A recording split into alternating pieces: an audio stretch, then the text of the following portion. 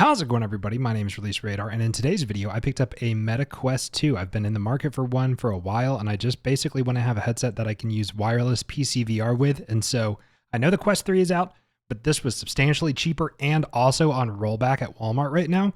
So I got this for like 150 bucks. So let's get into it.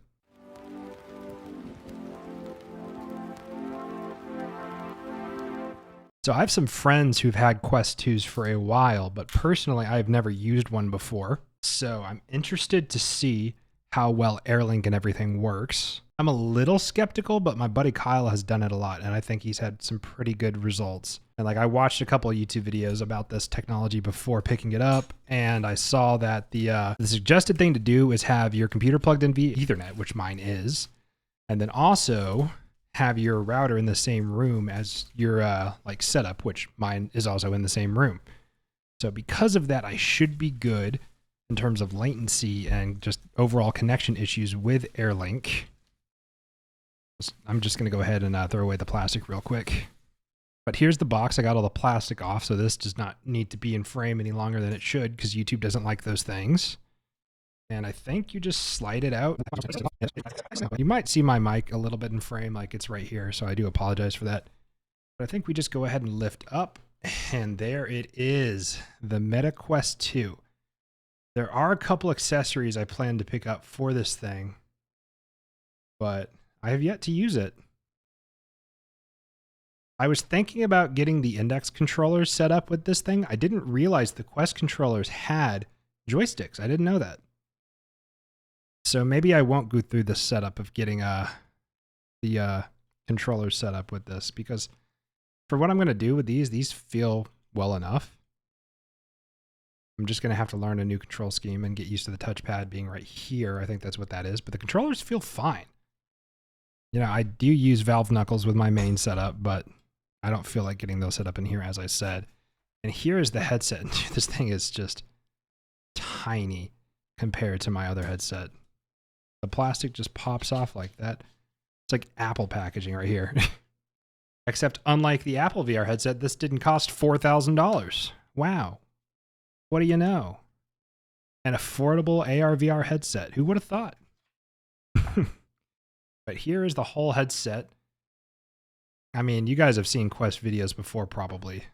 It's really, really nice quality. This is the 128 gigabyte model. I forgot to open this little box, so I'm going to do that really quick. Not entirely sure what's in here. It might be like documentation or something. But it also comes with a glasses spacer. Now, while I do wear glasses, they're not for like gaming and stuff. They're basically only for driving and stuff like that. But you got some documentation right here, I assume. And then you have two USBs for charging your controllers. Yeah, this is USB-C to USB-C. And do these controllers charge with USB-C, or are they battery packs? I don't know how these controllers charge. I'm going to have to figure that out. But yeah, overall, this is a really nice headset. And the fact that this is only $150 right now at Walmart, I'll link it down in the description if the rollback is still going on. They're basically just trying to clear out their inventory with all the Quest 3s that are out now. But like, I would not complain about getting a Quest 2. I just bought this thing for myself, right? What is this right here? Oh, it's an additional spacer for the glasses or the goggles. Cool. And I don't care about having too much storage locally on the device because the only game I plan on really having installed on this thing is maybe VR Chat, but definitely Beat Saber. So when people come over, I'm going to have them on this thing rather than my actual full PC VR setup. So I'm going to go ahead and get AirLink and everything set up, and I hope that's a pretty seamless process, and I will talk about my thoughts about setting that up when I'm done. So I'll see you guys in a little bit. All right, guys, so it's the next day now, and I took the steps to get AirLink working with the Quest 2, which I have right here. I tried to get AirLink to work with this so I can wirelessly connect to my computer. However, AirLink had a bunch of issues and just did not work properly. I could load in, I could see my desktop, but I could not play any VR games. And I couldn't figure out why no VR games would work. I would load in, but Steam would keep telling me to wake the headset, even though the headset was on my face. So I gave up on AirLink, and I found out that there is a Steam Link app on the Quest, kind of similar how you can Steam Link to your phone.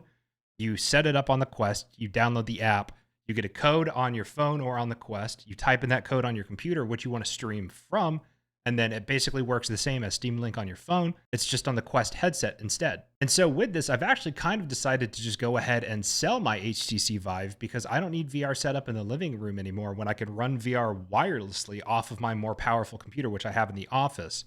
And my router's back here. You can see it behind me. So I have the router, my computer's connected via Ethernet, and it's all in the same room where I'm going to be playing VR. And because of that, it runs so well once I actually got it to work. However, there is one issue that I do have with AirLink or just connecting the Quest wirelessly to my computer, and that is the Quest speakers they won't work.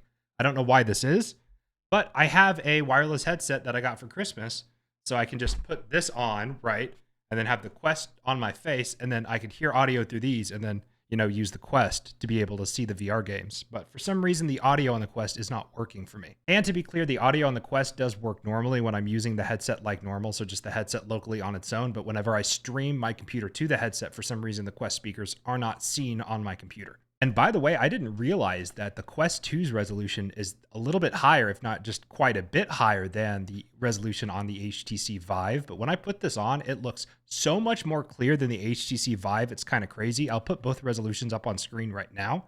But I didn't really buy this to be an upgrade. I bought this so I can use a headset in the other room while my girlfriend's in the living room watching a show or something. But now I ended up with an upgrade, and that wasn't even my intention. This was just kind of an impulse buy. Yesterday was my 25th birthday, so I figured I'd just treat myself to something, and lo and behold, I got an upgrade on clearance at Walmart. So now I just want to go ahead and talk about my experiences just using the headset and the games that I've played so far, and I want to talk about how well the whole Steam Link app runs with wireless connection to a Quest 2. And honestly, the first thing that I noticed going from a wired VR to a wireless VR experience is the freedom of being able to be wireless. It is absolutely insane how much better VR feels when you don't have a cable tethered to your head 24/7. And I kind of had a feeling that this would be the case, but it really is just a night and day difference moving from wired to wireless VR. I will also say having to change my mindset from charging the controllers to charging the headset has been a little weird, but I messaged my friend who's had a VR headset, or specifically the Quest 2 for quite a while, my buddy Kyle, and he recommended that I pick this up. So now I have a wireless battery pack system for my Quest 2. And basically, not only do these batteries extend the life of the Quest, but there's two of them. So you can charge one while using one, and then one dies, you can put that one on the charger and grab the other one. So I will have a video on this coming out soon. But the battery problem is an easy fix with just an $80 accessory, but you don't have to drop $80 if you don't have the money or just don't want to. You can get additional battery extenders for like $25 on Amazon as well. So, having to remember to charge your headset was a little bit of a change. And these controllers, while I do really like these controllers and they're fun to use, I'm going to move my HTC Vive Lighthouses into this room so I can use my Valve Knuckle controllers with the Quest wirelessly instead of having to use these controllers, because I'm not used to these controllers. And so in Pavlov, I kept dropping my guns because of the way that you have to grip these. So I do want to get my Valve Index controllers going with this setup. But overall, I will say that I'm pretty impressed with the Quest 2. However, with all that being said, there are some gripes that I have with the Quest. And the first thing is the way the headset feels on your face. I know that the strap that I just got with the battery packs is probably going to alleviate the biggest two problems I have. But the pressure with the default Quest strap on your face, it hurts. I have never had a VR headset hurt my face before. And I do not like the way the Quest feels normally on my face. Now, I do have a big head, so maybe that is a factor here, but I've extended the length of the original strap and it just feels like it's squeezing my face. And so because of that, I usually can play on the HTC Vive like 2 hours of VR.